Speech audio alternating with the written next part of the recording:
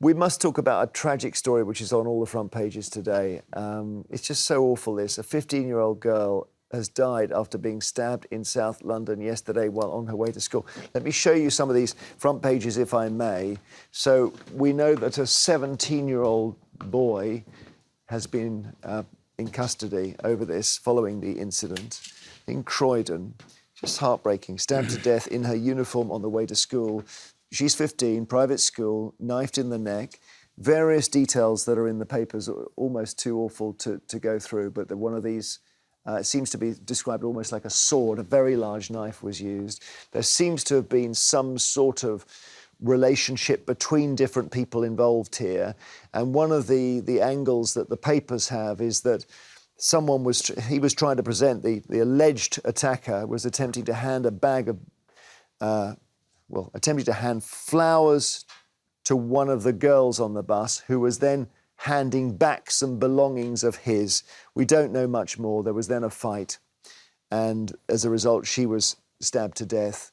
And as the Mirror says, another young life gone in seconds.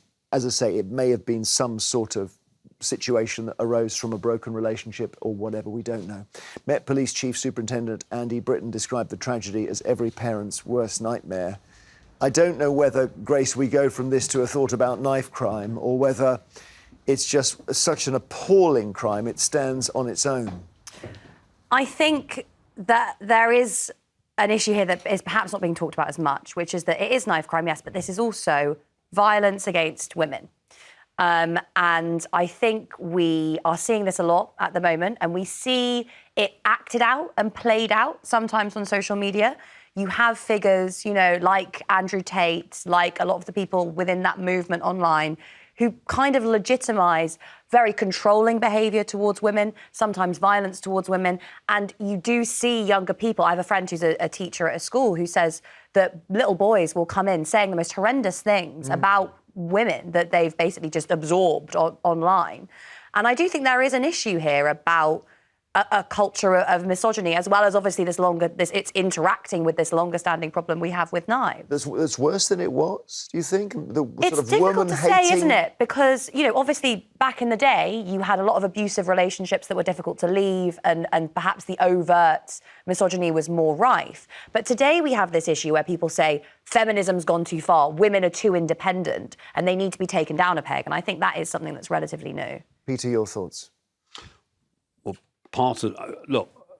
This terrible, terrible incident, we don't know the details, and I don't want to particularly comment on it, but what you're saying about violence against women, violence against everyone, I can't but think there's a correlation between the rise in social media and what's happening. And I don't think it's just about social media. I think it's about a particular, basically, ideological group who happen to be active on social media, who argue that basically feminism is wrong and that women's rights should be taken Peter, away. this Andrew Tate figure, I mean, I haven't really seen much of him, and you probably haven't. I don't even know who he is, but I've heard of him, Yeah. But I wouldn't be following him, would I? No, but with the greatest respect, maybe you and I should know who he is, because he's incredibly influential on young boys, actually. And it's all about, as I understand it, a very macho, type A, sort of treat them mean to keep them keen type of rubbish.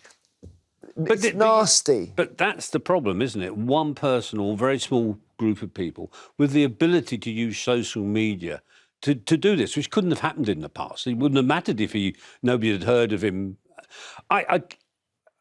We've had a terrible incident in my constituency a little while ago where a young boy was stabbed, and it's horrific. And the community has risen up, and they've got a campaign to stop knife crime. And what we've been talking about, of course, the other issue is people are carrying knives now. Some people are carrying knives to attack people. Some are carrying knives to defend themselves.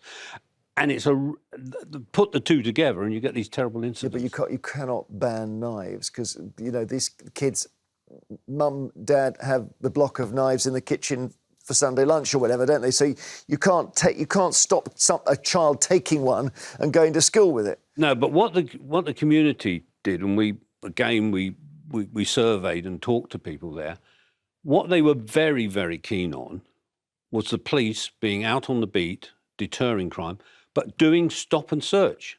Now, I had not realised that it was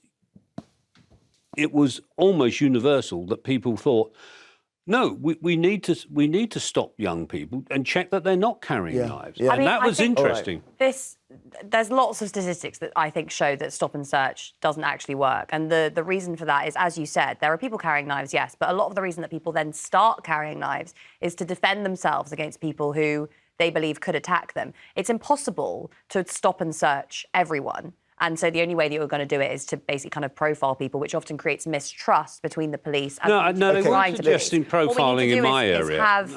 have you know, interventions with these generally young men to say, why are you carrying knives? Where is this coming from? And to make them feel safe in their communities, and actually to improve the relationship they do have with the police so that things can be reported earlier. They're doing that as well.